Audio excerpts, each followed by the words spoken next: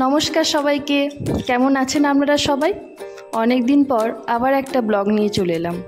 যদিও এটা mini blog, তবুও ভাবলাম আপনাদের সাথে শেয়ার করি।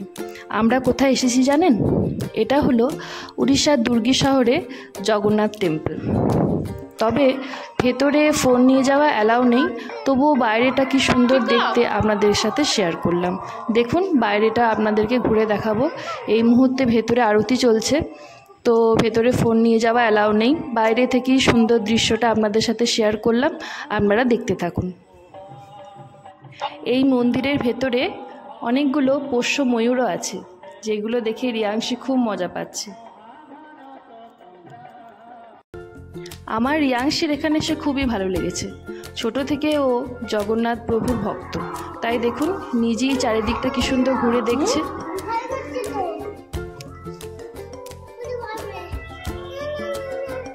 ওটা উঠে দাঁড়াও, আমি নিয়ে নেবো। উঠে দাঁড়াও। এই মন্দিরটার বিশেষত্ব কি বলুন তো? এই মন্দিরটার চারিদিকে পাহাড় দিয়ে ঘেরা, আর মাঝখানে এই মন্দিরটা অবস্থিত। কি সুন্দর দৃশ্য চারিদিকটা।